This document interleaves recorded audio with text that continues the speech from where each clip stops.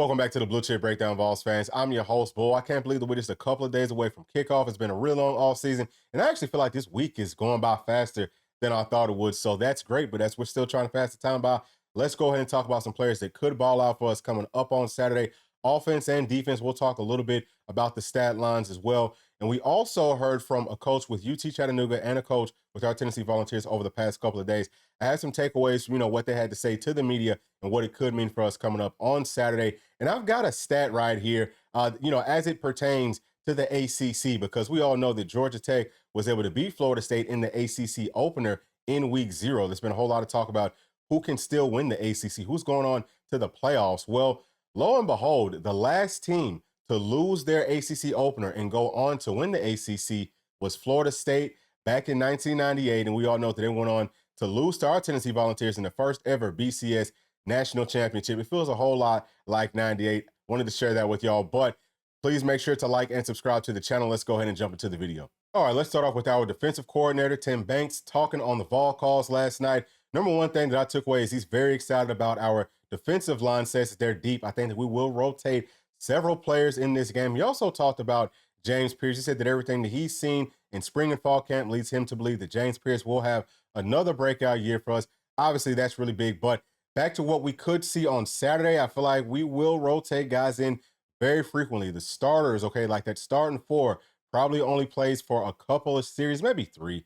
We'll see, but I want to see those younger guys, and I think that Coach Tim Banks wants to see them as well. Let's go ahead and get them some experience moving forward because we will need them. We're talking about rotating 13 or 14 guys. You got to get them out there and make sure that they're also in game shape. So the next thing that I took away from Coach Banks is he's very excited about our linebacking room, talks about Keenan Pili being a veteran, knowing what to do, but also being a really good athlete, being physically capable of getting things done. And he will be talking to him in the headsets from the booth. I think that that's the best place to, be on those headsets because you can see the entire field. Now, some coaches like to be on the field because I guess they like to feel that energy, things like that. It's harder to see what's going on down there, in my opinion. It's just a lot easier from the booth. But I love to hear that. I think that that's going to play into our favor a whole lot this season. That's 2 guys that really get it. And, I think that they will put our defense in some great situations to make plays. Now, he also talks about our secondary, says that he really likes that group. I think we have 12 new guys there. We got to see what they do. That's another place that I'm hoping that we can rotate in several players in Saturday's game. I feel like we definitely need to do that just to get them some experience and figure out who do we trust, but also get them some confidence. Get guys in the game to get them some more confidence moving forward. That's going to be very critical. Now, Coach Banks also spoke about our wide receivers pushing our secondary and getting them ready for fall, especially SEC play, all those different body types, things like that. And they're very doggish inside of that wide receiver room. So I know that they are pushing our guys. We should be ready to rock and roll. We'll know what everything looks like. But yeah, I would expect for our secondary to ball out, to be pretty much lights out coming up on Saturday. We'll see how we look versus a very good NC State offense. And now, he also raved about Will Brooks and Andre Turrentine. Now, I've got a little bit of a concern about these 2 players for different reasons, and I'm not necessarily talking about this weekend versus UT Chattanooga, but moving forward versus NC State, especially in SEC play. Again, it's going to be for different reasons. We'll talk about Will Brooks first. This coaching staff is going to know both of these players and all these players a lot better than we do because they see them a lot more than we do. But I find it kind of funny that every time that I've watched all of our guys kind of side by side in any sort of a situation, but especially in the orange and white game, game time sorts of situations, whether it's clips or whatever that is, it seems like Will Brooks looks the least athletic out in space than anybody else out there on the field. Now, is that just by chance that those are the only clips that's been put out there? Or is that really what's going on? Again, I watched the entire orange and white game. He was not able to change directions very well out in space. I'm just calling it like I see it. So a little bit of a question mark there with him playing at safety. I think that if you put him more in the box at star, where he could play more like a linebacker, if that's how you use him, he could play at a really high level there. I actually think that he could be one of our best linebackers if we moved him there, just because he is going to be one of the more athletic players inside of that room.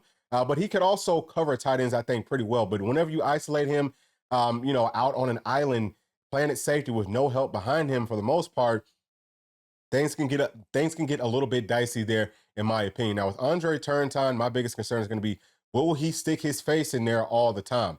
Talked about that some coming out of that Georgia game last season. That left a really bad taste in my mouth. If you want to get on my bad side, don't play physical versus Georgia. If you want to get on my good side, play physical versus Georgia. Now, Will Brooks was very physical versus Georgia. That's a big part of the reason I said, okay, hey, listen, maybe he can go out there, maybe he can play. But again, playing at star, playing at safety, it's two completely different things. And you're asking for the players to do different things. But again, back to Andre Turntine, I need to see on a very consistent basis that he will stick his face in there because it feels like our safeties are going to be interchangeable as far as, hey, we can roll down one to play strong and then roll the other one back to play free, vice versa. If that's the case, okay, if that's the case, then Andre Turntine will have to be physical and Will Brooks will have to be able to cover. It's like Will Brooks is the physical one and Andre Turntine is the one who can cover. Now, again, I'm going back to the orange and white game. Whenever I'm seeing Andre Turntine getting blocked all the way out of the screen, all the way to his own sideline or to one of the sidelines by a tight end, I'm going to be very concerned and I'm going to have some big question marks about can he be physical enough in the SEC versus teams like Georgia, where he was pretty much running away from contact the entire game. Will he step up and prove that he can actually get it done? Because I can tell you this right here, right now, these two guys might not always know what to do, but Kobe Thomas and John Slaughter, they have always shown that they're going to be good in coverage and that they're going to stick their face in there when it counts. That's why I feel like those two need to get more of a look. So I'm going to be watching those four players and really everyone else inside of our secondary to see who can step up for us inside of that secondary room. But that's it for my takeaways with Coach Tim Banks. Next, we're going to talk about Coach Rusty Wright. That's the head coach of UT Chattanooga. He said that they will not use the headsets, although they could. And it makes sense just because they play D1 AA. So in most games, they won't be able to use them. They can only use it if they're playing up against a team that can use them, which will be a single A team. So that makes sense. The bad thing for us is we won't get to see how teams kind of use those headsets versus our offense or versus our defense. We'll get our first look at that next weekend versus NC State. Now, he also talks about our defensive line. He says, hey, they look like they could be special. Talked about James Pierce, but he has to see some of our transfer guys actually do it out there on the field. That's kind of what I took away from him, as far as that goes. And I would have to agree with that. We do have some guys that we haven't seen play in live game reps as much, but I mean, we understand what they can do, right? Because if you see a little snippet of it, you understand, hey, these guys can be really good. And the idea with our defensive line is just to rotate in, keep guys fresh so that they can give their all and kind of play to that max potential on every single play. I think that we will be scary from that perspective. Now, he also talks about Nico. He says he's a very special talent. He can make all the throws, things like that. But he said that the scariest thing about Nico is whenever he tucks that football and runs. And I believe that Nico will run the ball some in the game coming up on Saturday, just to put that out there on film. If you've ever coached football or if you've been close to it, you understand that that is a coach's nightmare. That's the hardest thing to stop. It's a quarterback that not only can make all the throws from the pocket, but also on the run, but can also kill you with his legs. It's almost impossible to game plan for that just because what do you do? Like, you cannot stop everything. And that is the ultimate X factor. That's why I keep on telling y'all, if Nico plays the way that we are expecting him to, no one's going to be able to beat us. I mean, maybe I should say it this way. We can beat anybody, right? Because that is the ultimate X factor. We saw it with, Johnny Football in Alabama.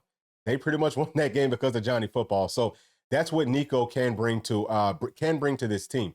Now, he also talks about our game versus Austin Peay last season that we only won 30-13.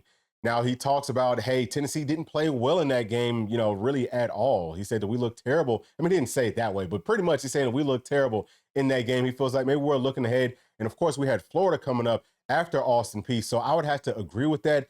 But at the same time, that UT Chattanooga beat Austin Peay last season in the playoffs. Now, I don't think that we're going to struggle with UT Chattanooga in this game because obviously different seasons, things like that, different situations, the timing of these games was different. But I did think that was interesting just in kind of, hearing him say that about the way that Austin Peay kind of, I would say that they kind of took it to us for most of that game. Now, the last thing that I want to talk about with Coach Rusty Wright is that he told his team that Tennessee is going to be the bigger, stronger, faster team. So this is something that I would never tell to my team. And I think as a coach, you never want to say these things just because you can kind of psych your team out, especially you're coming into Neyland Stadium. It's going to be some of those players' first time in Neyland. We all know that our fan base is going to be rocking in there because there's a whole lot of excitement about this season. It's the first game in Neyland this season. So, I mean, they could kind of get like a deer in the headlights type of a look to them. And I think that that's exactly what's going to happen. So the spread in this game is Tennessee minus 38.5.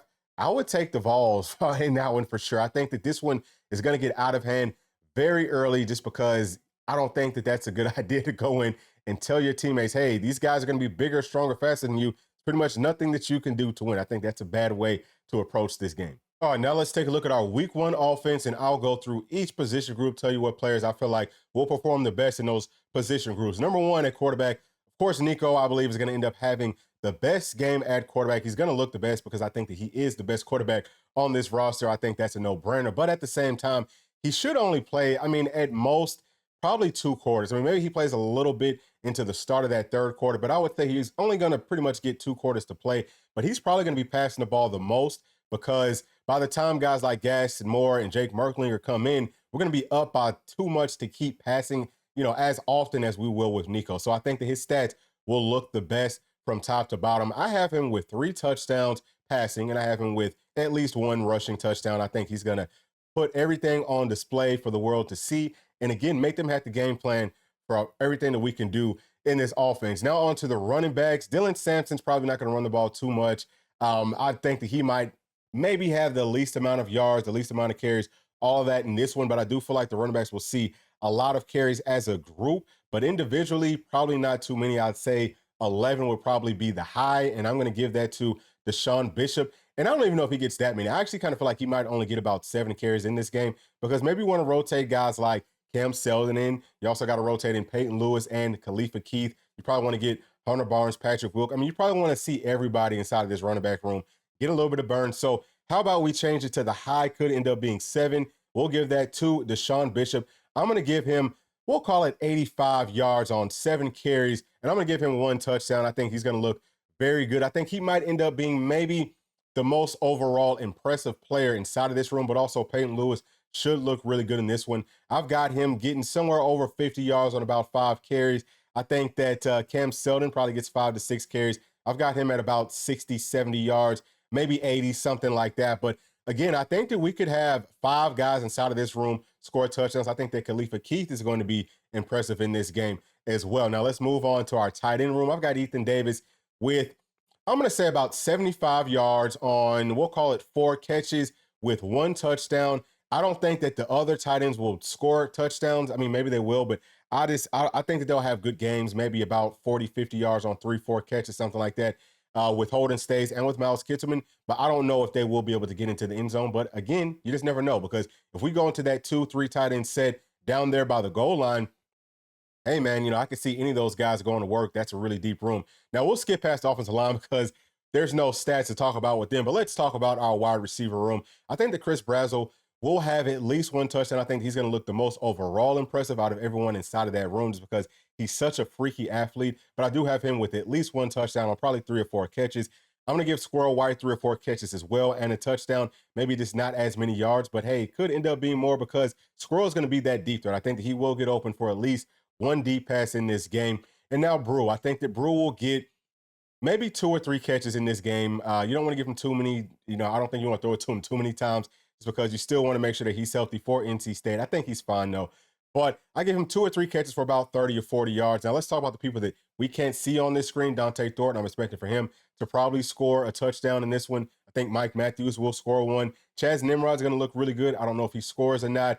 Caleb Webb, hope that he looks great. And I really want to see something out of Braylon Staley. I would love to see him come out, make some plays. Nathan Leacock, would love to see him come out, make some plays as well, at least get a couple of catches. But these guys, especially outside of the kind of like starting group, I just don't think that they're going to have very many opportunities to get, to get any catches just because we're going to try to run the football, run the clock out, things like that, because I don't think that we want to run it up on UT Chattanooga. That's just my opinion. Now for the defense, do we think that James Pierce will get some sacks in this game? He'll probably get 1 or 2. I know that they're going to be watching him very closely, obviously hearing their head coach highlighting James Pierce lets us know that they understand how good of a player he is. He could be a game wrecker. So they're going to do their best to, try to slow him down. But it's no cause for concern if he has 0 sacks in this game because, again, he's not going to get a full game's worth of reps to kind of get after that quarterback. But I think that he will flash. I think that he's going to be very close on several occasions. Joshua Josephs, I think that he could end up getting a sack, maybe like in the Rabbits package, things like that. If these guys do get sacks, I think that that's where it's going to come from, is if we can get them into like a 3rd and long situation, and maybe they try to force the ball down the field, or maybe we catch them on a 2nd down where, they try to play action, go down the field. But they don't do a whole lot of that. That only happens a few times in these games, and you're going to have to be out on the field in those situations to be able to get home to the quarterback. So just keep that in mind, y'all. Might not be a huge game for sacks, but I am looking forward to seeing our entire Leo room. We still got guys like Caleb Herring, who I think is going to have a really big season for us. Obviously Jordan Ross, what's he give you? I cannot wait to see him. He should get a ton of reps. I think that him and Caleb Herring will get more reps than James Pierce or than Joshua Josephs. Now, as far as the strong side defensive ends go, Dominic Bailey, he's not much of a sack artist. He's more of a, real kind of set the edge sort of a guy. Same thing with Jason Jenkins. Now, as far as getting to the quarterback, I think that Tyree Weathersby would be the one out of that group that has the most twitch and he's got the most wiggle to kind of get after that quarterback. But, I would say he might end up being the leading sacker in this game. I also didn't talk about Emmanuel Okoye playing at Leo. He might also play at strong side DN, but I want to see how he looks as well. Now let's talk about our defensive tackles. I think the big O is going to get some good burns, going to look good. Omar Norman Lott, I think he's going to look very, very impressive in this game. I think he's going to probably have the most tackles for loss. But Bryson Eason, he's another one, kind of like Omar Norman Lott sort of a player. Big E should look good. We got David Haas. What's he give to you? I think he might have a sack in this game. We've got several guys. I mean, y'all already know Jackson Moore. He's going to look really good as well. I think he's going to actually maybe he might have the most tackles for loss because he might end up playing the most in this game. I don't know if we're going to continue to rotate throughout the entire game. We might do that. We'll see what happens. But let's take a look at our linebackers. I think that from Mike to Will, Arion Carter is going to have the most impressive game. I think we're going to come out of this one and say, man, Arion Carter is going to be a freak. He's going to be a stud.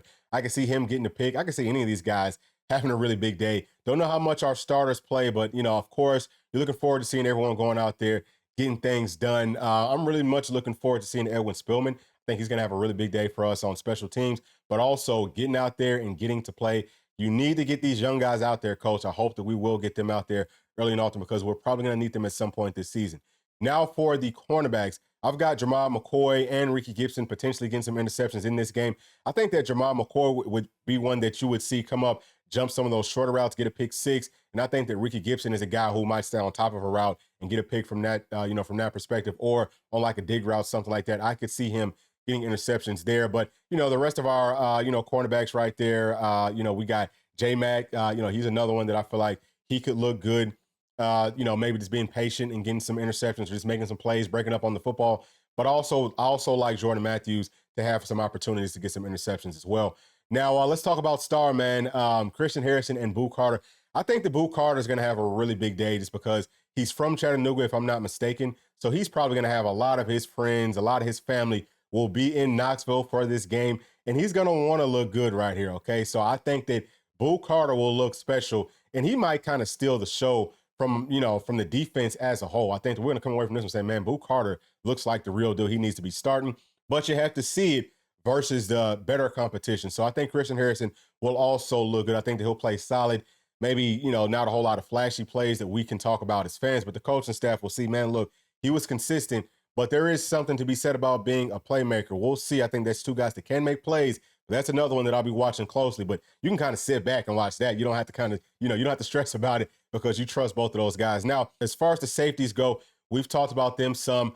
I think that, everyone should look good in this game playing at safety, but I'm going to be, again, watching this one very closely to see who really looks the best, who's doing those little things the best, okay? Who's getting there, who's putting their face in there, who looks, who has tighter coverage, things like that. That's what I'm going to be looking for. And I would expect that Kobe Thomas and John Slaughter should take some strides. I think that it's going to be pretty obvious to the naked eye from, the casual fan that, hey, those guys look good. You know what I mean? I think that should be pretty obvious, but that's not to say that Will Brooks and Andre Turrentine won't play well. Also, I think that Edris Farouk, Christian Charles, I can't wait to see them play because, listen, Christian Charles is another one. I think that he could kind of push Andre Turrentine to start as long as, we're playing who is playing the best and not necessarily playing who we, feel like knows the playbook the most or who we like the most. I feel like there is a little bit of that going on with our staff as far as the safeties go, and I don't like that. We got to get that fixed because the best players have to play with us, cannot afford it. It's too important because, man, after this season, y'all, I don't think that we're going to, next year, our roster is not going to look the same. We're going to have a whole lot of young talent, but we're not going to have that veteran talent. I think that's what makes this year so important because we have that veteran talent along with the youth to kind of, carry things over. So if we can't get it done this season, I'm not going to sit here and say that we have a better shot to do it next year by any means. That just does not look that way on paper. But those are my thoughts, y'all. Please let me know yours down in the comments section. Can't wait for Saturday. Y'all, please sign up if y'all would like to join us on the live stream, either for the pre or post game show. Again, that will be down in the description below, right next to link for stream or link stream sign up or something like that, whatever it is. But thank y'all so much for sticking all the way to the end. Please make sure to like, subscribe, hit that notification bell, share with your friends, family, and the other volunteer fans. We'll see y'all on the next one. Thanks. Peace.